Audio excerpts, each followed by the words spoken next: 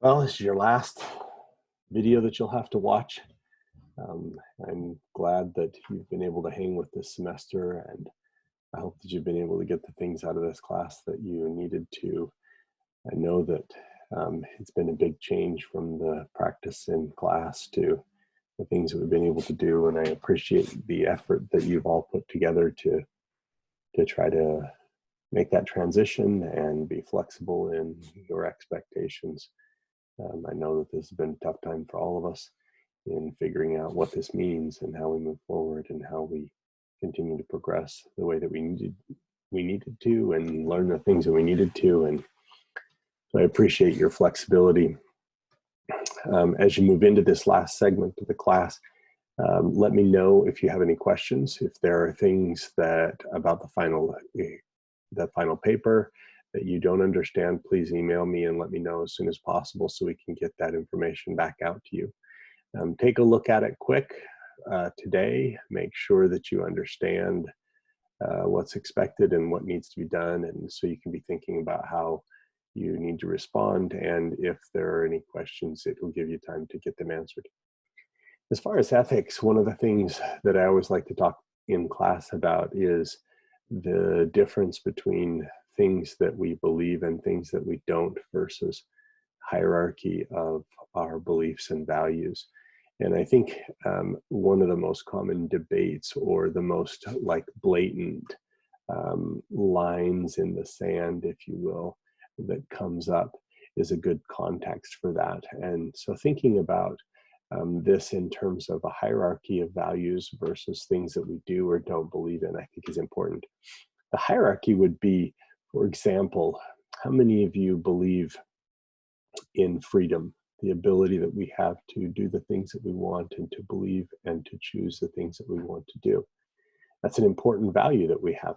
The other value being that of life, that we should protect life, that we should not allow people to kill each other or to kill ourselves. And I think that those two values are values that most of us believe in.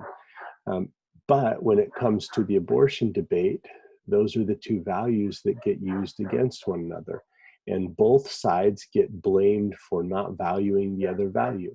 And for most of us, it isn't anything to do with thinking that one value is stupid and it doesn't matter.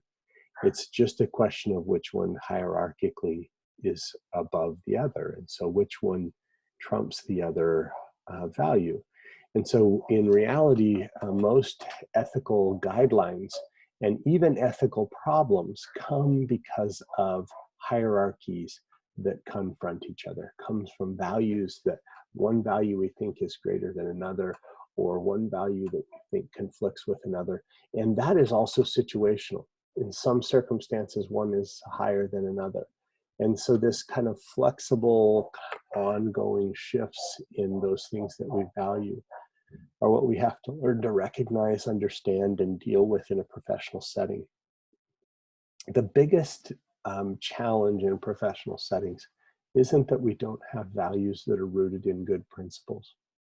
The biggest challenge in professional settings is the ability to professionally articulate what those values are. I believe that each of you at different points in your career in the university have felt like a professor or a conversation in class made it seem like something that you believe in is stupid or nonsensical or unprofessional or inappropriate or so on and so forth. And that's a problem of being able to effectively and professionally communicate values. And not just for the person who's teaching a class and standing in front of a room, but it's also a challenge for us as we interact with humans and make real human decisions. How do we communicate the values in a professionally appropriate way and articulate our stance on things without being labeled as unprofessional or labeled as unethical? And so there are unethical decisions, there are unethical practices, there are problem behaviors for sure. Most of those come as a result of attempts at doing the right thing, or doing what that person believes is valuable, but that come at a time when it makes it difficult and makes it complex because they have competing values. And so a lot of ethical decision problems, a lot of conflict and challenges for ethical decisions is really about competing values and which one we value higher than the other. So hopefully that gives you a little bit of a context for the conversations you're going to see throughout this module. There aren't a lot of black and whites. There are a lot of black and whites in terms of behaviors. There aren't a lot of black and whites in terms of what values guide those behaviors. There's things we shouldn't do. There are things that we should guard against.